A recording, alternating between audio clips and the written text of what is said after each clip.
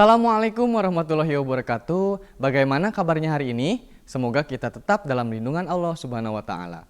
Sebelum kita memulai pembelajaran hari ini, mari kita awali dengan pembacaan basmalah bersama-sama. Bismillahirrahmanirrahim.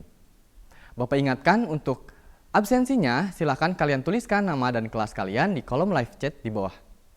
Oke, kita akan masuk ke pembelajaran. Namun sebelum itu, kompetensi dasar yang akan kita pelajari hari ini yaitu memahami perancangan pementasan seni teater sesuai konsep, teknik, dan prosedur seni teater tradisional.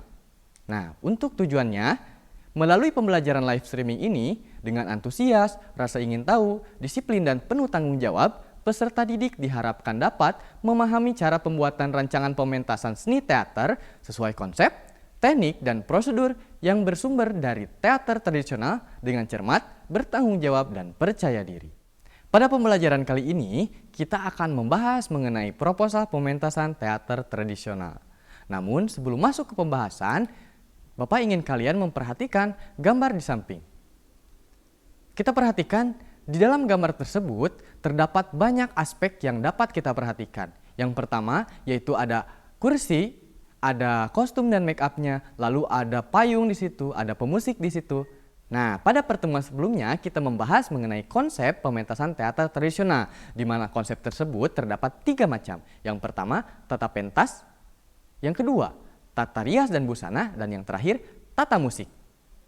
Oke, sekarang kita akan lanjut ke pembahasannya. Apa itu proposal?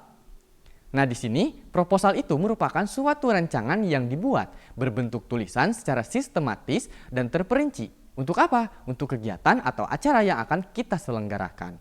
Nah, jadi perencanaan atau rancangan itu adalah sebuah proposal. Jadi proposal itu bentuk tertulis dari sebuah rancangan atau perencanaan yang sebelumnya sudah kita buat secara baik. Lalu tujuannya apa sih? Tujuannya ini bisa kita sesuaikan dengan untuk apa sih kita membuat proposal ini? Misalnya kita ini ingin membuat proposalnya itu untuk pementasan teater. Otomatis tujuannya pun harus mengacu pada pementasan teater tersebut. Ya, jadi tujuan ini bisa kita sesuaikan sesuai dengan yang kita inginkan. Namun di sini Bapak akan jelaskan saja beberapa tujuan yang secara umum. Ini untuk secara umumnya ya. Yang pertama, untuk menjelaskan rencana pementasan secara jelas. Yang kedua, sebagai acuan untuk melaksanakan pementasan. Yang ketiga, meyakinkan pihak terkait untuk menyetujui dan mengesahkan atau memberikan dana terhadap pementasan. Nah, di sini maksudnya pihak terkait itu adalah pihak-pihak yang ingin kita ajak untuk bekerja sama atau menyponsori kegiatan pementasan kita. Ya, bisa berupa perusahaan atau misalnya karena kita membuat pementasannya di sekolah, itu pihak terkait di sini bisa termasuk sekolah, tempat kita bersekolah. Seperti itu ya. Sekarang kita masuk ke manfaatnya. Manfaatnya apa sih? Seperti yang sudah kita jelaskan, seperti yang sudah kita pelajari sebelumnya, manfaatnya di sini sangat banyak. Yang pertama, sebagai rencana yang dapat mengarahkan panitia kegiatan dalam melaksanakan kegiatan tersebut. Yang kedua, sebagai acuan informasi pihak-pihak yang berkepentingan dalam kegiatan tersebut. Nah, di sini pihak-pihak yang berkepentingan itu yang seperti yang sudah kita jelaskan tadi ya. Yang selanjutnya secara tidak langsung ini digunakan sebagai bahan yang dapat menjelaskan pada pihak-pihak yang ingin mengetahui kegiatan tersebut. Lalu selanjutnya memberikan kemudahan bagi penyelenggara untuk mendapatkan dukungan. Nah, penyelenggara di sini maksudnya kita sebagai siapa yang membuatnya gitu ya. Penyelenggara berarti kita yang akan membuat pementasan tersebut. Lalu yang terakhir, meyakinkan para sponsor yang dapat memberikan dukungan secara material maupun finansial untuk mewujudkan kegiatan sesuai dengan rencana. Kita lanjutkan. Nah, sekarang kita lanjut. Bagaimana sih cara membuatnya? Kira-kira menurut kalian apakah susah tidak membuat proposal pementasan itu? Kalau kita pelajari materi ini pastinya tidak akan susah. Karena sangat sederhana sekali, berbeda dengan misalnya proposal penelitian dan lain sebagainya. Untuk proposal pementasan sendiri itu terdapat beberapa tahapan. Yang pertama, kita tentukan dulu judul proposalnya mau apa. Ya, sebelum masuk membuat proposal segala macam, kita tentukan dulu judulnya mau apa. Karena nanti isi proposalnya akan mengacu terhadap judulnya. Ya, lalu selanjutnya membuat pendahuluan. Yang mana pendahuluan ini isinya terdapat latar belakang, tujuan, manfaat, dan lain sebagainya. Yang ketiga, setelah itu kita susun isi proposalnya. Ya, dan terakhir membuat penutupnya. Nah, sekarang kita masuk ke struktur proposal pementasan. Nah, di strukturnya ini Bapak akan menjelaskan beberapa poinnya saja ya. Sebenarnya struktur ini tidak baku, jadi kalian bisa buat sendiri sesuai dengan kebutuhan kalian. Namun di sini struktur yang akan kita pelajari, struktur yang umum yang biasanya ada pada proposal pementasan teater. Yang pertama itu adalah cover. Cover ini isinya itu identitas proposal beserta logo. Logo siapa? Logo kita sebagai penyelenggara. Jadi panitia itu membuat logo. Logonya bisa berupa apa saja, bebas, terserah panitia, terserah kita ingin membuat logo seperti apa. Intinya di dalamnya terdapat identitas proposal beserta logonya. Ya, selanjutnya di lembar selanjutnya ada lembar pengesahan.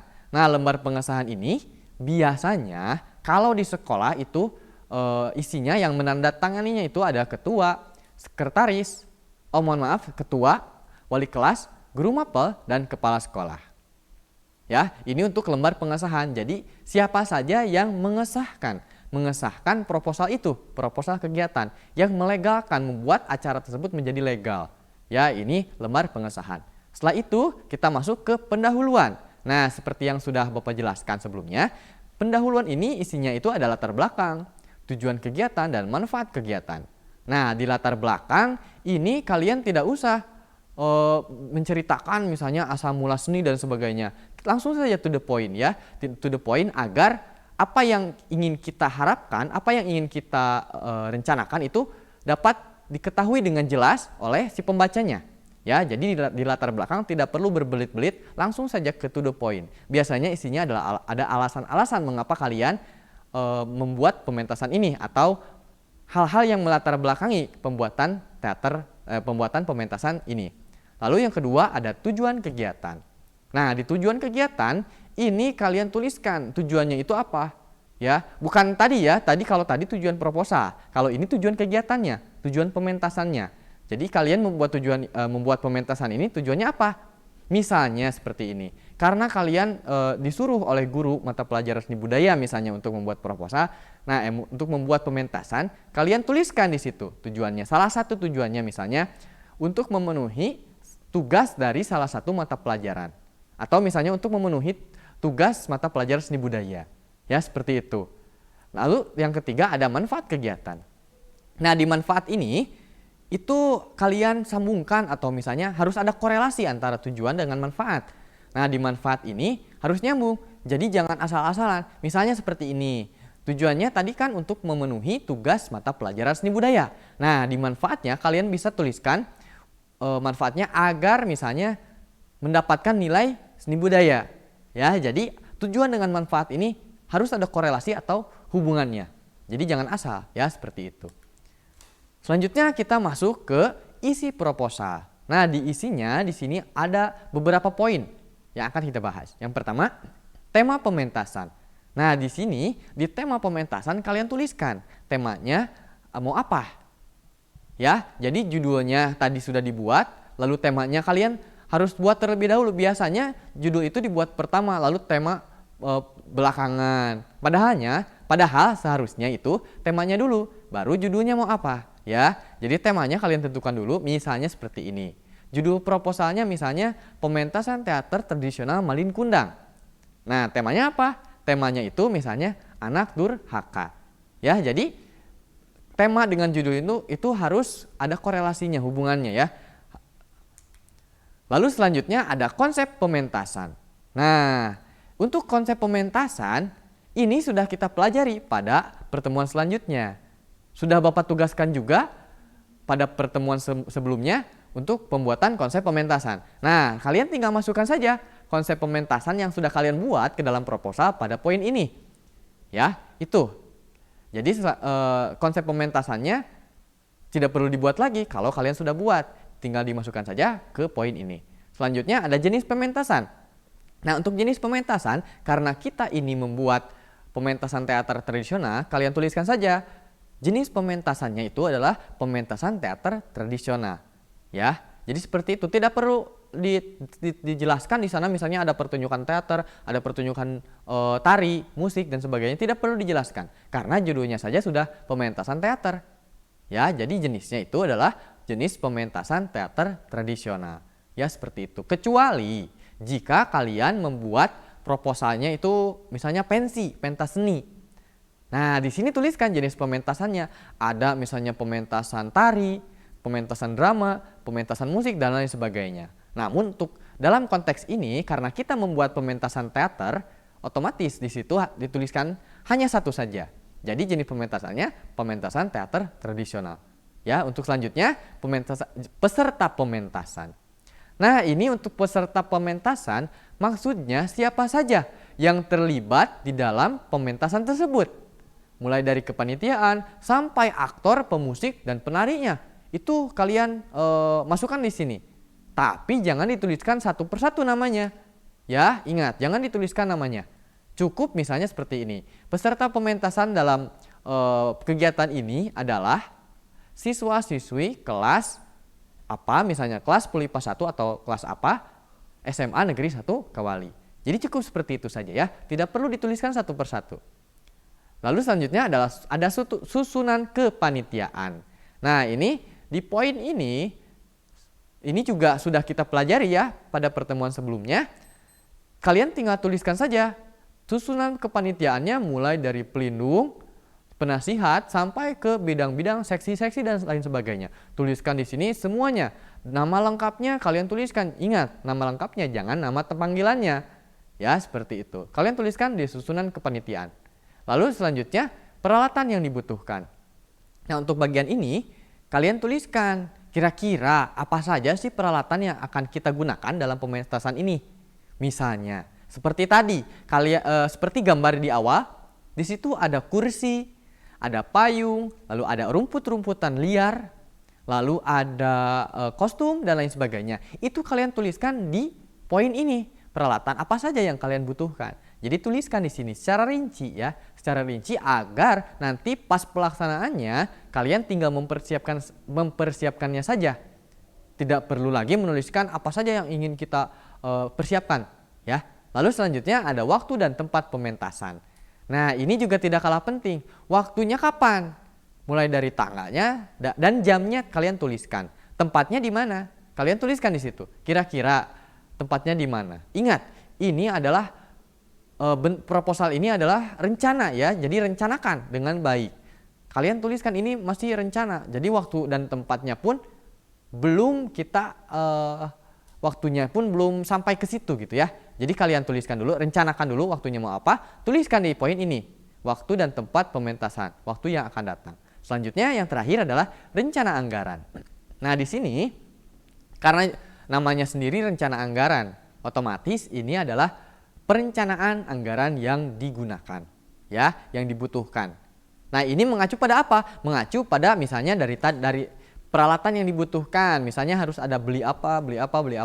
Kalian tuliskan rencana anggarannya seperti apa. Misalnya seksi peralatan, rencana anggarannya itu membeli palu misalnya, membeli kayu, membeli kertas, membeli cat dan lain sebagainya. Itu tuliskan kalian rinci sebaik mungkin dan tuliskan harga-harganya seperti apa. Ya, harga-harganya harus real ya, harus real. Misalnya palu harganya 15.000, tuliskan 15.000, jangan misalnya jadi 16.000 misalnya. Atau jadi turun misalnya jadi 10.000. Jangan seperti itu, harga yang real ya. Di sini dituliskan pada rencana anggaran. Ya, selanjutnya ini adalah struktur yang terakhir ya, penutup. Nah, biasanya berisi harapan terhadap kelancaran pementasan. Selain itu juga ucapan terima kasih. Pada siapa? Kepada pembaca. Ya, yang membacanya. Misalnya seperti ini redaksinya. Terima kasih karena sudah membaca proposal ini dan semoga kegiatan yang akan kita laksanakan berjalan dengan lancar. Ya, ini di penutup. Nah, apakah kalian sudah mengerti mengenai materi yang kita pelajari hari ini? Kalau sudah, mari kita simpulkan. Nah, untuk kesimpulannya, proposal merupakan bentuk perencanaan tertulis yang dibuat secara sistematis agar menjadi acuan dalam pembuatan pementasan. Itu untuk kesimpulannya.